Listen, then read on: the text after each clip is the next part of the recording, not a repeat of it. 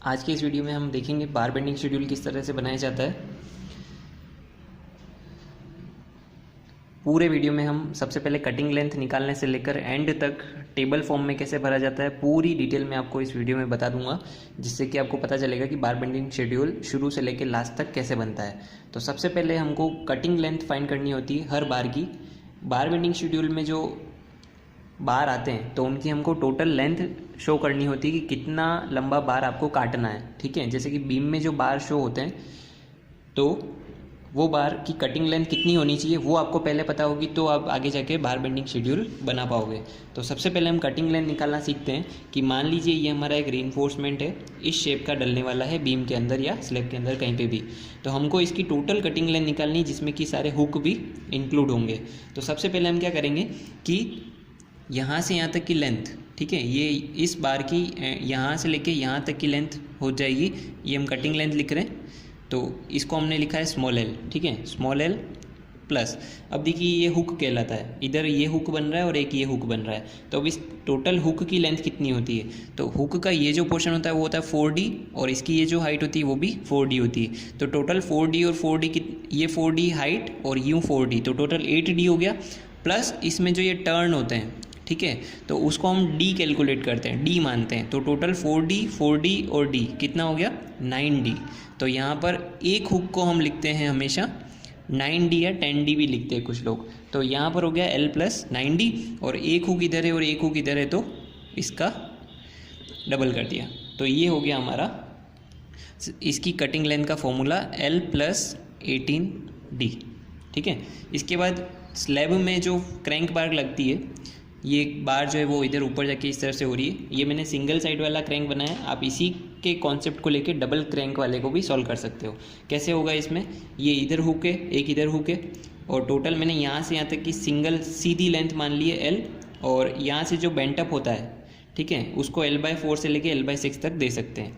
अब इसमें ये जो हाइट होती है ये हाइट निकालना मेन होता है। ठीक है, तो सबसे पहले इसका कॉन्सेप्ट क्या लगाएंगे हमको ये वाली हाइट पता करनी है। तो उसके लिए हम इधर देखते हैं, इसको मैं इधर एक सिंगल लाइन में ड्रॉ करके बताता हूँ आपको। यहाँ पर ये हमारा बार कुछ इस टाइप से जा रहा है, ठीक है, इसमें हुक अभी नहीं देखते। अब ये देखिए ये हमारी टोटल लेंथ कितनी है L, और ये जो इसकी हाइट होती है क्रैंक की, बार के सेंटर से नीचे वाले बार के सेंटर तक लेंगे उसको ले लेते हैं हम D। ठीक है, बार के सेंटर टू सेंटर मानना है इसको। तो ये हाइट हो गई D। तो यहाँ पर मेरे ये हाइट कितनी हो जाएगी, इसको मैं D डिनोट कर दूँ, और ये हाइट भी हो जाएगी D हो जाएगी ये भी। ठीक है, और ये जो एंगल है हमारा वो कितना होता है 45 डिग्री का। ओके, तो अब हमको सबसे पहले क्या करना है कि मेरे को इस बार की टोटल लेंथ पता करनी है। तो टोटल लेंथ कैसे पता करूँगा मैं, सबसे पहले मैं इस लेंथ को ले लूँ, तो यहाँ पर हम लिख देंगे L। ठीक है, इसके बाद प्लस नहीं करके देखिए यहाँ पर हमने ये जो L लिया है वो टोटल यहाँ से यहाँ तक लिया है। ठीक है, अब इसमें से हमको क्या करना है, सबसे पहले मैं इस बार को लेता हूँ, इसकी लेंथ और इसकी लेंथ। तो इसके लिए मेरे को क्या करना पड़ेगा, L में से ये जो लेंथ है यहाँ से यहाँ तक जो D है इसको माइनस कर देता हूँ, तो L माइनस D कर दिया। तो इससे मेरे को क्या मिला, एक ये वाली लेंथ मिल गई और एक ये वाली लेंथ मिल गई। अब मेरे क्या बच रहा है यहाँ पर, ये वाली लेंथ बच रही है। ठीक है, तो ये लेंथ कितनी होती है, तो क्योंकि ये D है तो ये हो जाएगा D इक्वल टू, यहाँ पर देखो इसको हम x मान लेते हैं, ये वाली लेंथ है इसको x मान लेते हैं। तो इधर अगर रफ में देखें हम तो x इक्वल टू क्या हो जाएगा, ये हाइट D है तो D इक्वल टू हम लिख सकते हैं x साइन या कोस कोई भी ले लो, साइन 45 मान लीजिए। ठीक है, ये हमारा वैल्यू था x। अब इसका हमने इस तरफ कंपोनेंट किया, तो x का इस तरफ कंपोनेंट क्या हो जाएगा x साइन 45। तो यहाँ से x अगर मैं निकालना चाहूँ तो x इक्वल टू हो जाएगा D अपॉन साइन 45, ये साइन 45 इसके नीचे आ गया। तो x इक्वल टू ये होता है 1.41 या फिर 42 ले लो D। ठीक है, तो ये हमको मिल गई कौन सी लेंथ, ये वाली स्लोप वाली लेंथ मिल गई 1.42 D।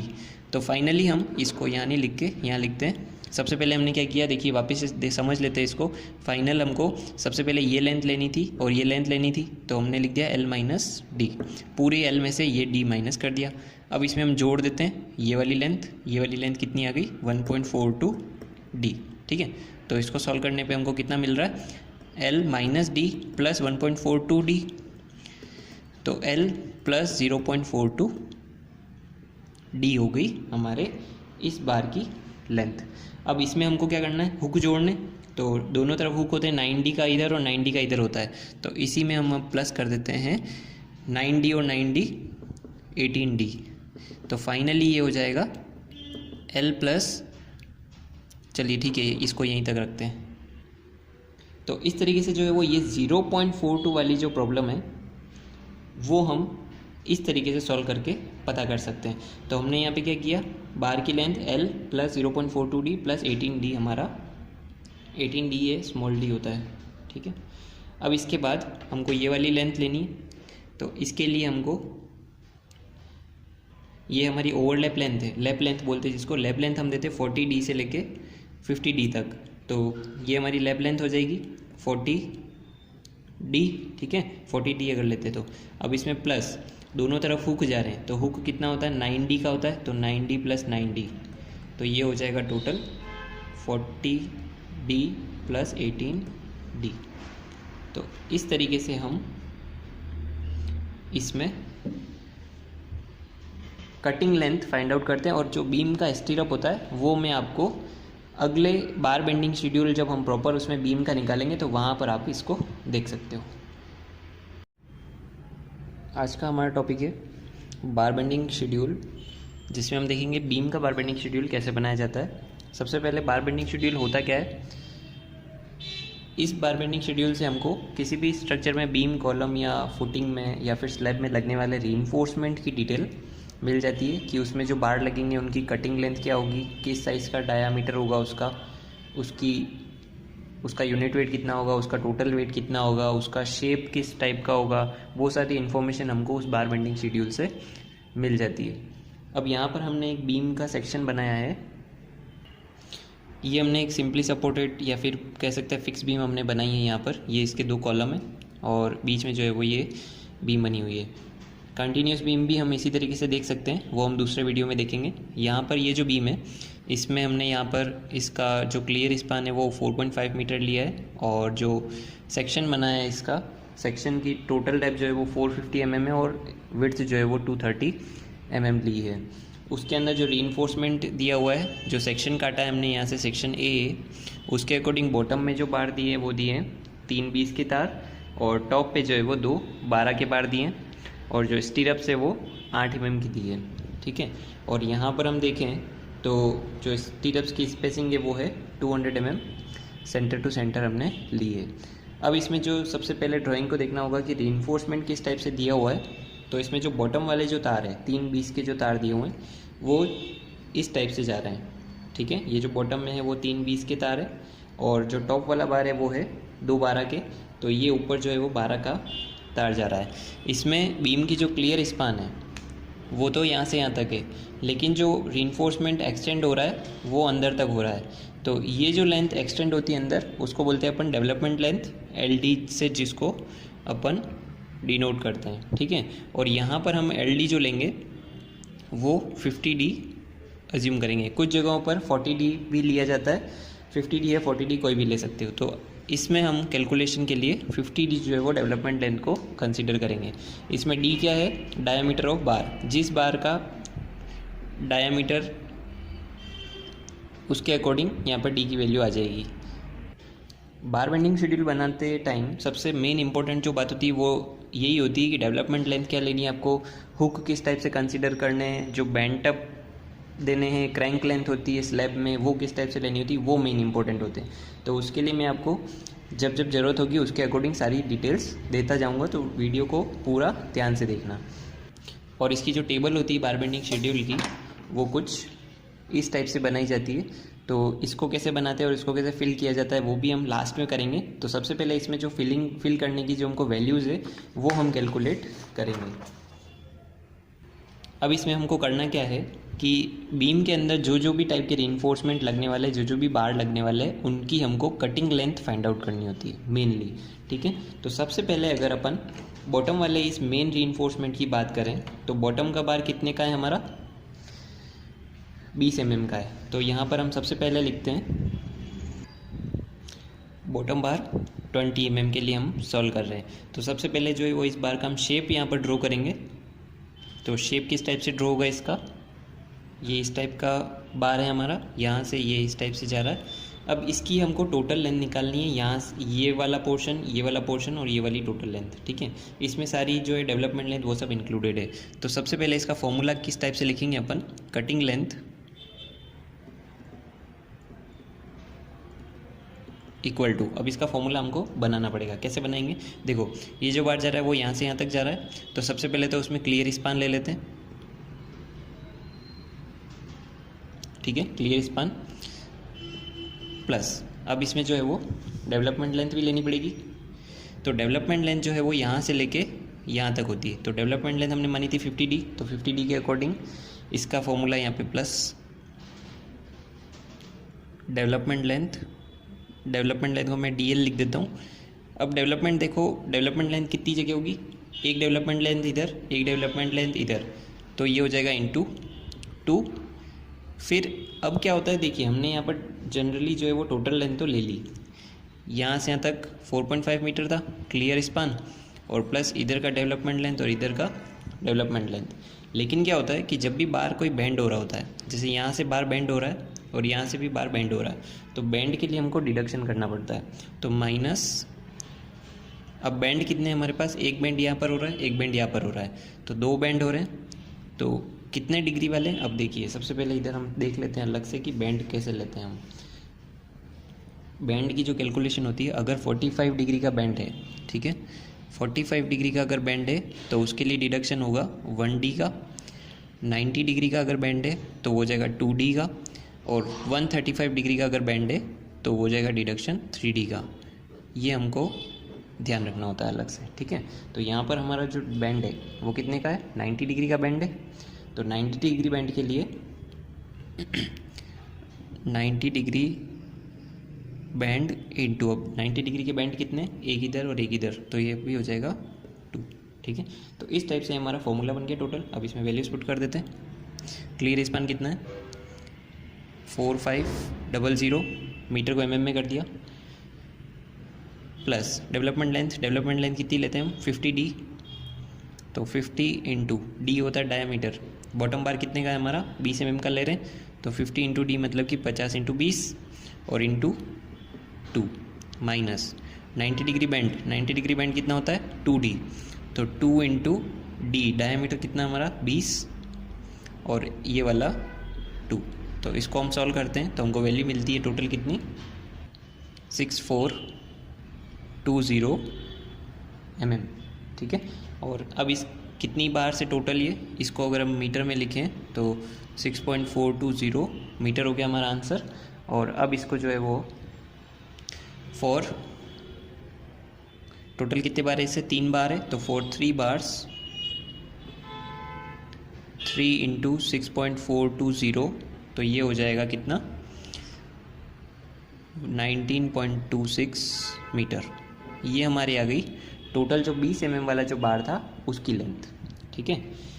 अब इसी तरीके से हमको टॉप वाला जो बार है उसको भी कैलकुलेट करना पड़ेगा। ये हमारा टॉप बार है, यहाँ पर अपन लिख देते हैं टॉप बार कितने का है, ये हमारा टॉप बार है 12 mm का, ठीक है। अब हम टॉप बार के लिए कैलकुलेशन करेंगे तो सेम प्रोसेस, फॉर्मूला तो वही रहेगा, तो वापस से हम इसी फॉर्मूले को यहाँ पर लिख देंगे। ये हमने यहाँ पर इसके लिए फॉर्मूला लिख दिया है, सेम फॉर्मूला है, clear span plus development length into 2 minus 90 degree band into 2। Values put कर देते हैं यहाँ पर। क्लियर स्पान वही रहेगा 4500 प्लस डेवलपमेंट लेंथ होती है अपनी 50D, 50 इंटू डायामीटर कितने का लेना अब हमको 12 mm का, इंटू 2 माइनस 90 डिग्री बैंड होता है 2D, 2 इंटू डायमीटर कितना लेना होगा 12 mm का, और ऐसे 2 बैंड है। तो इसको पूरे को सॉल्व करने पे हमको वैल्यू मिलेगी 5652 mm, और ये हो जाएगी 5.652 मीटर। ठीक है, और इसको वापस से हम कर देंगे फॉर कितने बार है हमारे 2 बार है, तो for 2 bars it will be 2 into 5.652 which is 11.30 metre.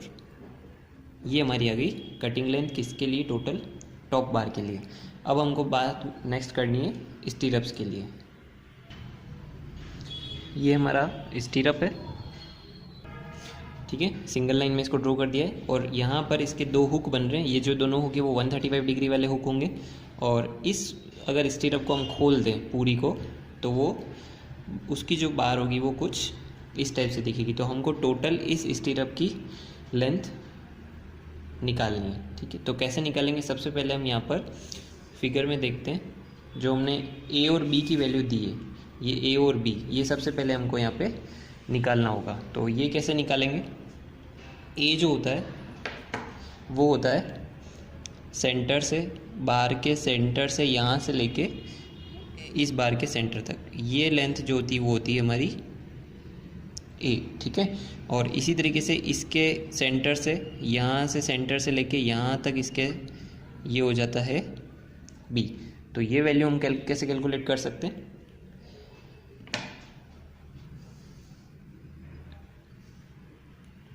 ए निकाल लेते हैं सबसे पहले। इसको हम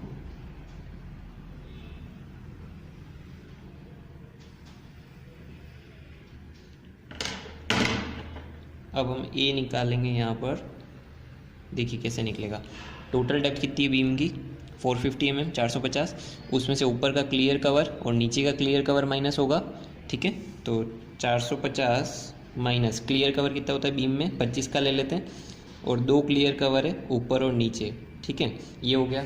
अब देखिए हमको बार के सेंटर तक जाना है, तो सेंटर तक मतलब कि आधा बार ऊपर से माइनस होगा, आधा बार नीचे से माइनस होगा। तो हमारा जो बार है वो है 8 mm का, तो 8 का आधा हो गया 4, और ऐसा ऊपर और नीचे दोनों तरफ माइनस हो रहा है तो 2 हो जाएगा। तो उस तरीके से हमारे ए की वैल्यू आ जाएगी कितनी 392 mm। उसी तरीके से बी कैलकुलेट करते हैं। बी कैलकुलेट करने के लिए टोटल विड्थ कितनी 230 में से इधर क्लियर स्पान और इधर का क्लियर स्पान जाएगा, तो इसको लिखेंगे अपन 230 माइनस, सॉरी क्लियर स्पान नहीं क्लियर कवर, तो क्लियर कवर जो है वो 25 का ही होगा, माइनस वापस से वही आधी बार इधर से जाएगी आधी बार इधर से जाएगी, तो 4 इंटू 2 ये कितना हो जाएगा 172 mm। तो इस तरीके से जो है वो हमने एक साइड की ये लेंथ और ये लेंथ निकाल ली। अब हमको कटिंग लेंथ का फॉर्मूला बनाना पड़ेगा। ठीक है, तो कटिंग लेंथ का फॉर्मूला क्या होगा,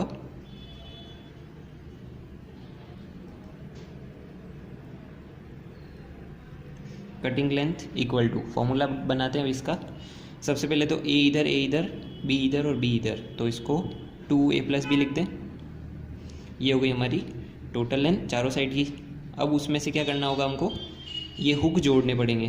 तो हुक जो होता है वो होता है 9D, या फिर कई जगह 10D भी यूज़ करते हैं, तो दोनों ले सकते हो 9D या 10D। तो अगर अपन यहाँ 9D लेते हैं हुक को, तो हुक आ जाएगा हमारा, 2 हुक है तो 2 इंटू हुक।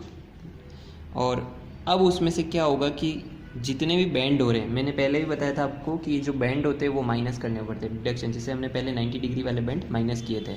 अब यहाँ पर देखो 90 डिग्री वाले बैंड बन रहे हैं क्या, तो 90 डिग्री वाले बैंड 1 2 3 जगह बन रहे हैं, तो 3 जो है वो 90 डिग्री के बैंड माइनस होंगे, 90 डिग्री बैंड। ठीक है, और उसी के साथ साथ यहाँ पर देखो जब हुक टर्न हो रहा है, तो हुक में जो होते 135 डिग्री के बैंड होते हैं। तो यहाँ पर हमको हुक के लिए 2 हुक होंगे, तो 2 हुक और 135 डिग्री का बेंड, तो 135 डिग्री का बेंड। तो इस तरीके से टोटल डिडक्शन भी हो गया।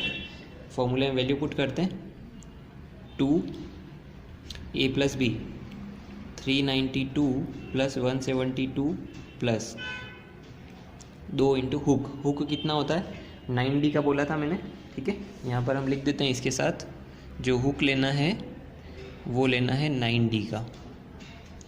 तो हुक हो जाएगा हमारा 9D, 9 इंटू डी कितना है डायामीटर, तो रिंग स्टीरअप जो है वो हमारी 8 mm की स्टीरअप है, तो 8 mm का हो जाएगा डी, ठीक है, माइनस 3 इंटू 90 डिग्री का बैंड। 90 डिग्री के बैंड के लिए हमारा डिडक्शन होता है 2D का, तो यहाँ पर हो जाएगा 2 इंटू डी, डी है हमारा 8, माइनस 2 इंटू 135 डिग्री का बैंड है 3D, तो 3 इंटू 8। ये हमारी पूरी इक्वेशन बन गई। इसको सॉल्व करने पे वैल्यू मिलेगी हमें 1176 mm या फिर 1.176 मीटर, ठीक है। ये हमारी एक स्टीरअप की लेंथ आ गई। अब हमको क्या करना है, टोटल नंबर ऑफ स्टीरअप निकालना है, कितने स्टीरअप लगेंगे और फिर उसका मल्टीप्लाई कर देंगे। तो अब हम देखते हैं टोटल कितनी स्टीरअप्स लगने वाली है। अब हम निकालेंगे यहाँ पर नंबर ऑफ स्टीरअप्स। अब नंबर ऑफ स्टीरअप्स के लिए क्या करना होगा हमको, हमारा जो टोटल क्लियर स्पान है वो, अब सबसे पहले देखते हैं कि स्टीरअप कहाँ लगती है। तो स्टीरअप जो लगना शुरू होती है वो कॉलम के फेस से कॉलम के फेस तक लगती है, ठीक है। तो टोटल क्लियर स्पान कितना है हमारा 4.5 मीटर। तो उसमें जो है, अब यहाँ पर मैंने फिगर में जो है वो स्पेसिंग L/3 पोर्शन में अलग दी है। ये हमारा जनरली L/3 और L/3 होता है, ठीक है। तो अगर आपकी स्पेसिंग अलग अलग पोर्शन में अलग अलग है तो आपको अलग अलग निकालनी पड़ेगी, और अगर आपकी स्पेसिंग पूरे में सेम दी हुई है तो डायरेक्ट जो है वो आपको 4.5 मीटर में स्पेसिंग का डिवाइड कर देंगे, ठीक है। तो नंबर ऑफ स्पेसिंग के लिए हमारे पास टोटल स्पान कितना है, clear span divided by spacing करना पड़ता है, लेकिन यहाँ पर हमको इसमें +1 करना पड़ता है, ठीक है। अब ये +1 क्यों किया, क्योंकि जो स्टीरअप लगना शुरू होती है वो कॉलम के फेस से लगना शुरू होती है, तो इसीलिए जो है वो spacing clear span upon spacing +1 करना होगा। तो ये हो जाएगा क्लियर स्पान 4500, स्पेसिंग हमने दिया है कितना 200 mm सेंटर टू सेंटर +1, तो ये आ जाएगा हमारे पास 23.5, राउंड फिगर 24 स्टीरअप्स लगेगी, ठीक है। 24 स्टीरअप लगेगी। अब हमारे पास एक स्टीरअप की लेंथ कितनी आई थी,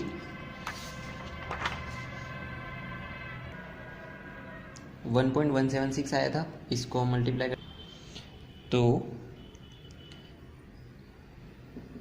टोटल लेंथ आ जाएगी हमारे पास, एक स्टीरअप की लेंथ थी 1.176 मीटर, और ऐसी कितनी स्टीरअप लगानी है हमको 24 स्टीरअप, तो ये आ जाएगा हमारे पास 28.22 मीटर। ये हमारी आ गई 8 mm वाला जो बार लगने वाला है उसकी लेंथ। अब इसके बाद आप क्या कर सकते हो, यहाँ पर इसके लिए वेट कैलकुलेशन भी कर सकते हो। मैं आपको एक का करके बता देता हूँ, वैसे ही आपको बाकी सबके भी करना है। अब अपन अगर वेट कैलकुलेट करते हैं, ठीक है, तो वेट ऑफ 20 mm बार का निकालना है अगर आपको, ठीक है, 20 mm बार का वेट निकालना है, तो हमारे पास फॉर्मूला होता है d²/162। आप डायरेक्ट वैल्यू भी लिख सकते हो अगर फॉर्मूला यूज़ करते हो, तो d²/162 से हमको क्या मिलता है, kg/मीटर लेंथ, ठीक है। हमको वेट मिल जाता है कि 1 मीटर लेंथ का टोटल वेट कितना होगा।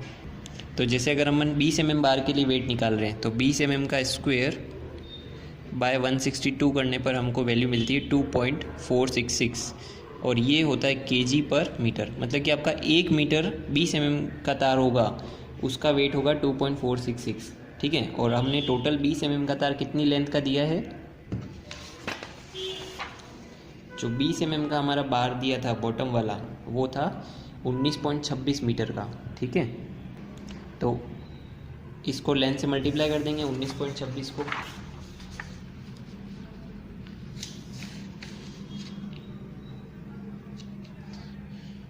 तो टोटल वेट हो जाएगा, टोटल लेंथ थी 20 mm वाले बार की 19.26, और पर मीटर जो हमारा वेट आ रहा है वो है 2.466, तो ये आती है वैल्यू हमारे पास 47.49 kg। मतलब कि आपको उस बीम में हमने जिसको निकाला है उसमें 47.49 kg 20 mm का बार आपका लगने वाला है। उसी तरीके से आप दूसरे बार के लिए भी उनका ये वाला फॉर्मूला यूज़ करके और सॉल्व कर सकते हो। खाली यहाँ पर डायमीटर और लेंथ की वैल्यू जो है वो चेंज हो जाएगी। अब हम देखते हैं कि जो ये सारा जो डेटा हमने निकाला है उसको टेबुलेशन फॉर्म में कैसे जमाया जाता है। तो ये हमारी बार बेंडिंग शेड्यूल की टेबल है। ये टेबल्स अलग अलग तरीके से भी बन सकती है, इसका कोई फॉर्मेट पर्टिकुलर ऐसा नहीं होता है, इसमें चेंजेस होते रहते हैं।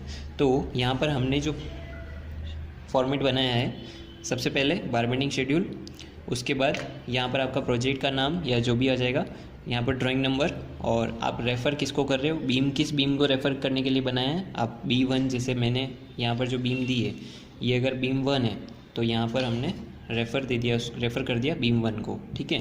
और इस तरफ आता है हमारा आधा पोर्शन जो होता है वो लेंथ के लिए होता है और आधा पोर्शन जो होता है वो वेट के लिए होता है।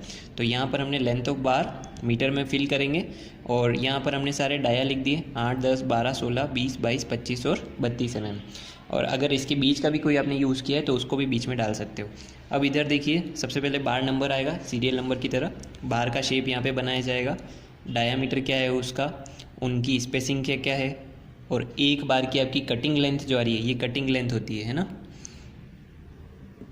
तो कटिंग लेंथ कितनी आ रही है आपकी और उस टाइप के कितने बार डाल रहे हो, और फिर उसको मल्टीप्लाई करके कितने टोटल लेंथ हुई।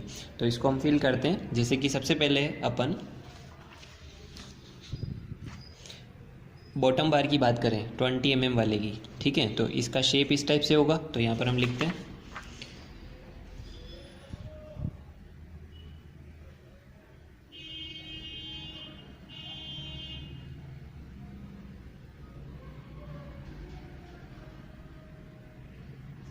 बॉटम बार। यहाँ पर आप ये नाम लिखें तो भी चलेगा, नहीं लिखोगे तो भी चलेगा। फिर इसका शेप बना देते हैं यहाँ पर। तो बॉटम बार का शेप किस टाइप का है हमारा, इस टाइप का है, तो ये यहाँ पर बन जाएगा। उसके बाद बॉटम बार का डायामीटर कितना है 20 mm, तो 20 यहाँ पर फिल कर दिया। स्पेसिंग, अब स्पेसिंग यहाँ पर तो कौन सी स्पेसिंग लेनी होगी हमको, बॉटम बार के बीच की ये वाली स्पेसिंग, ठीक है। तो ये स्पेसिंग आप नहीं लिखोगे तो भी चलेगा क्योंकि बीम में इसका कोई यूज़ नहीं होता है, तो इसको स्पेसिंग के लिए यहाँ पर खाली छोड़ देंगे हम।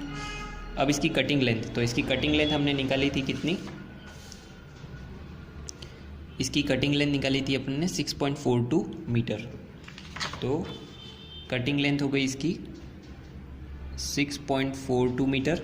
अब ऐसे 20 mm के कितने बार जाने वाले, तो बॉटम में हम 3 बार देने वाले हैं, ठीक है। और फिर उसकी टोटल लेंथ, तो इन दोनों को मल्टीप्लाई करके हमारे पास आंसर आया था 19.26। तो टोटल लेंथ हो गई 19.26 मीटर। इस तरीके से हमको बाकी भी फिल करना है। तो अब अपन टॉप बार की बात करते हैं। तो टॉप बार जो होगा वो कुछ इस टाइप से जाएगा, ठीक है। टॉप बार का डायमीटर कितना है 12 mm का है। स्पेसिंग अभी यहाँ नहीं लगाएंगे। कटिंग लेंथ, अब टॉप बार की हमने कटिंग लेंथ निकाली थी कितनी 5.625, तो 5.625 ऐसे कितने बार है, 2 बार है। उसकी टोटल लेंथ कितनी आई थी हमारी 11.30, तो 11.30, ठीक है। अब उसके बाद नेक्स्ट बार की बात करते हैं। तो हमारा स्टीरअप आएगा, ये हमारा स्टीरअप हो गया। इसका डायमीटर कितना था 8 mm का था। अब इसकी स्पेसिंग, तो यहाँ पर इसकी स्पेसिंग तो हमको देनी पड़ेगी। तो हमारी स्टीरअप की जो स्पेसिंग थी कितनी थी, वो स्पेसिंग हो गई इसकी 200 mm सेंटर टू सेंटर। उसके बाद इसकी कटिंग लेंथ, तो कटिंग लेंथ की कैलकुलेशन हमने यहाँ पर करी हुई है। इसकी कटिंग लेंथ इसकी कितनी निकली थी 1.176 मीटर। तो ये हो जाएगा 1.176। अब इसके कितने बार लग रहे हैं, तो हमने नंबर ऑफ बार्स कैलकुलेट किए थे इसके 24 स्टीरअप्स आए थे। तो इसको 24 आ जाएगा यहाँ पर नंबर की जगह 24, ठीक है। और टोटल लेंथ 24 को इससे मल्टीप्लाई कर देंगे तो हो जाएगी हमारी 28.22। तो उस तरीके से हमने सारी इधर तो फिल कर दी। अब इधर वेट में आते हैं। तो अब यहाँ पर हमको जो जो बार हमारे यूज़ में आ रहे हैं उसकी लेंथ फिल करनी। जैसे कि 8 mm वाला जो बार है उसकी लेंथ कितनी है टोटल 19.26, सॉरी यहाँ पर 8 mm वाला नहीं है, ये इस बार के लिए तो 20 mm का है, तो यहाँ पर नहीं आके 20 mm वाला जो बार है वो है कितने का 19.26 का। ठीक है, इसके बाद ये वाला है 12 mm का। 12 mm की बार की लेंथ कितनी है, इसके नीचे आ जाएगी 11.30। ठीक है, और 8 mm वाले बार की जो है वो 28.22। तो ये सारा लेंथ आ गया। अब इनका टोटल करना है, तो टोटल में अब क्योंकि दूसरे तो है ही नहीं, तो टोटल ये आ जाएगा 28.22 हो जाएगा 8 mm का। 10 का खाली जाएगा, ये 11.30, ये आएगा 19.26, बाकी जो है सारे खाली जाएंगे। अगर मान लो इसी के दूसरे भी आते हैं, जैसे कि बॉटम में भी 12 mm का बार दे रहे हैं और टॉप पे भी 12 mm का बार दे रहे हैं। ठीक है, तो इन दोनों का टोटल यहाँ पर हमको लिखना होता है। अब टोटल लेंथ आ गई हमारे पास। इसके बाद इनका यूनिट वेट सबका यहाँ पर लिखा हुआ है, तो वेट हमारे को इसको मल्टीप्लाई करके मिल जाएगा। तो 28.22 को पर मीटर वेट से मल्टीप्लाई करते हैं तो कितना आता है, ये आता है 11.14 kg। ठीक है, ये हमारे पास नहीं है, ये वाला हो जाएगा हमारा 11.30 इंटू 0.888, ये होता है 10.03, और ये खाली जाएगा, इसको मल्टीप्लाई करेंगे तो ये आएगा 47.49 kg। तो इस तरीके से हमारा को बार बेंडिंग शेड्यूल को पढ़ के और सारी डिटेल जो है वो मिल जाती है। अगर आपको बार परचेस करना है तो डायरेक्ट आप यहाँ पर देखोगे इसके नीचे कि आपको 8 mm का बार कितना लेना है 11.14 kg, 12 mm का बार कितना लेना है 10.03 kg, और 20 mm का इतना kg। तो इस तरीके से आप टोटल वेट यहाँ पर हमको मिल जाएगा। तो ये था आपका बार बेंडिंग शेड्यूल, सिंपल एक बीम का। अब इसके साथ आपके अगर कंटिन्यूस बीम होती है तो कंटिन्यूस बीम में जो है वो हमको थोड़ा अलग प्रोसीजर यूज़ करना पड़ेगा, क्योंकि उसमें जो है वो ओवरलैप लैप लेंथ भी यूज़ में आती है। तो लैप लेंथ के लिए जो है वो आपको, क्योंकि हमारा जो बार होता है वो 12 मीटर का या फिर 40 फीट का होता है, और अगर हमारी कंटिन्यूस रीइंफोर्समेंट जाने वाला है तो उसमें जो है वो बीच में लैप लेंथ भी इंक्लूड करनी पड़ेगी। तो उस वजह से जो है वो हमारी कटिंग लेंथ जो है वो थोड़ी बढ़ जाती है। तो इस तरीके से हम वो प्रोसेस दूसरी वीडियो में देखेंगे। ये आपका जो था वो बार बेंडिंग शेड्यूल था नॉर्मल सिंपल बीम के लिए।